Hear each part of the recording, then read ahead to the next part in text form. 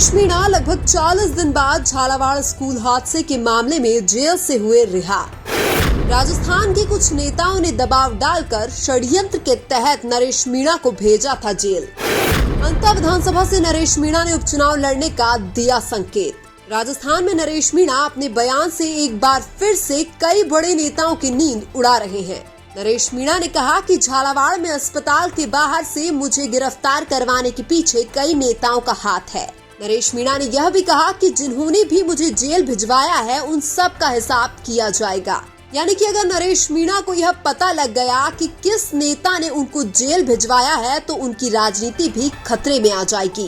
नरेश मीणा के बार बार जेल जाने से यह बात भी साबित होती है कि नरेश मीणा आम जनता के लिए कुछ भी करने को तैयार है, क्योंकि इस बार नरेश मीणा ने झालावाड़ स्कूल हादसे में मरने वाले 7 मासूम बच्चों को न्याय दिलाते हुए जेल गए थे। हालांकि नरेश मीणा के जेल जाने के बाद भी उन बच्चों को न्याय नहीं मिला, लेकिन नरेश मीणा उनको न्याय दिलाकर रहेंगे। समरावता थप्पड़ कांड के बाद नरेश मीणा लंबे समय तक जेल में रहे थे, लेकिन फिर भी वो जेल जाने से डरे नहीं हैं। नरेश मीणा कहते हैं कि दीन दुखी और आम जनता के लिए अगर मुझे 1000 बार भी जेल जाना पड़े तो मैं जेल जाऊंगा। इसके अलावा नरेश मीणा ने झालावाड़ स्कूल हादसे के बाद हाड़ौती के नेताओं पर भी जमकर वार किया है। नरेश मीणा ने कहा कि हाड़ौती क्षेत्र में पूर्वी राजस्थान और पश्चिमी राजस्थान जैसे जननेता नहीं है। नरेश मीणा ने कहा कि हाड़ौती में जनता की स्थिति बहुत ही दयनीय है और नेता जनता को बेवकूफ बना रहे हैं। लेकिन नरेश मीणा ने कहा कि अब मैं ऐसा नहीं होने दूंगा। हाड़ौती में भी नरेश मीणा क्रांति लाकर रहेंगे।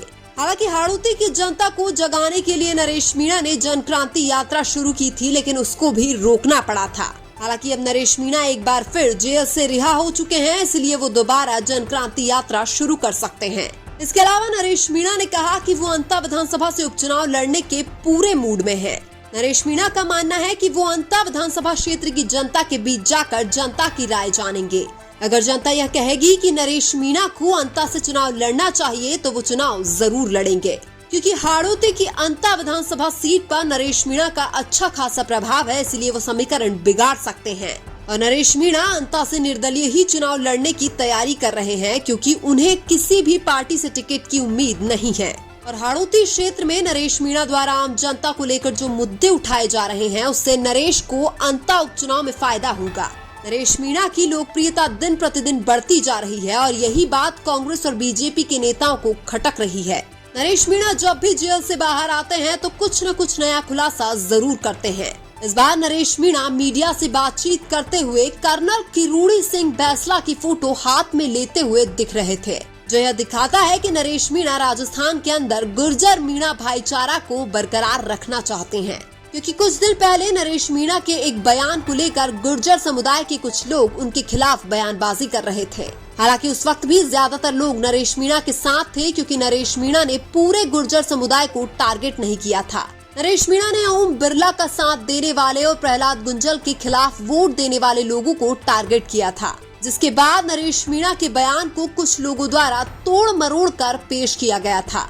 हालांकि बाद में जब लोगों ने गुर्जर समुदाय को लेकर नरेश मीणा का पूरा बयान सुना तो उनका नजरिया भी बदल गया था, क्योंकि नरेश मीणा कभी भी गुर्जर समुदाय के खिलाफ बयान नहीं दे सकते हैं। नरेश मीणा कोटा से प्रहलाद गुंजल के मामूली अंतर से लोकसभा चुनाव हारने से बेहद नाराज थे।